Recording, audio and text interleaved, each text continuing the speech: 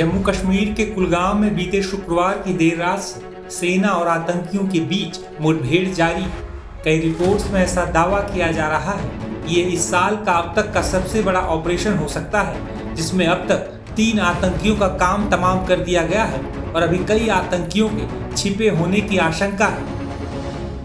बता दें कि मारे गए तीनों आतंकी लश्कर-ए-तैयबा से जुड़े थे। इस ऑपरेशन में भारतीय सेना, जम्मू कश्मीर पुलिस, सीआरपीएफ के जवान शामिल हैं। दरअसल एक खुफिया सूचना के बाद बीते शुक्रवार की देर रात सुरक्षा बलों ने सर्च ऑपरेशन शुरू किया था। इसी दौरान अचानक आतंकियों ने सुरक्षा बलों पर फायरिंग झोंक दी, जिसके बाद सुरक्षा बलों ने आतंकियों को घेर लिया।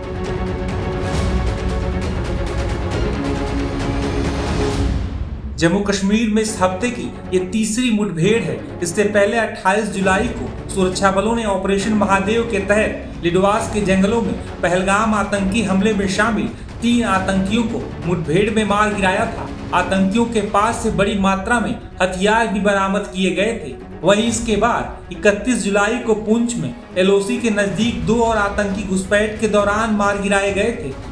घुसपैठ के दौरान आतंकियों के मारे जाने के बाद रक्षा जानकारों ने क्या कहा था, सुनिए।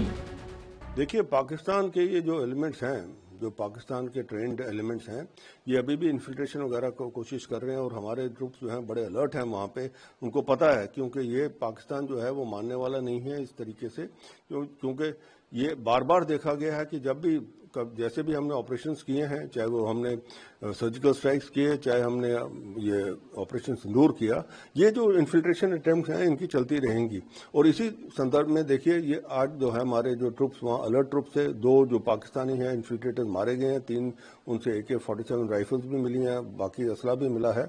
और ये दर्शाता है कि ये जो लोग हैं ये अभी भी ISI के कहने पर ये इस हिसाब से चल रहे हैं। पर पाकिस्तान को एक चीज़ समझनी चाहिए कि अभी हमारे पार्लियामेंट में ही हमारे प्रधानमंत्री जी ने, रक्षा मंत्री जी ने और होम मिनिस्टर ने कहा था कि ऑपरेशन सिंदूर खत्म नहीं हुआ और ऑपरेशन सिंदूर जारी है।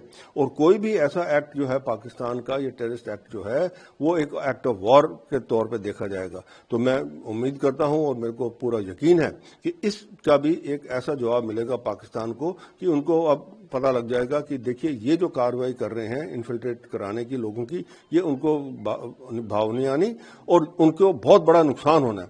अभी तक मिलिट्री टारगेट्स नहीं लिए थे, पर अब जो है मेरे को लगता है कि अब मिलिट्री टारगेट्स जो हैं, जो मिलिट्री एस्टैब्लिशमेंट्स हैं, वो भी टारगेटेड होगी हिंदुस्तान से। पहलगाम में टूरिस्टों पर हुए हमले में शामिल आतंकियों के मारे के बाद रक्षा जानकारों ने भी कई बातें कही थी। जब से पहलगाम का ये घिनौनी हरकत हुई थी, तब से लेकर अब तक हर भारतवासी के दिल में था कि कब इन आतंकवादियों के शव हमें दिखेंगे और कब भारतीय सेनाएं इनको मार गिराएंगी।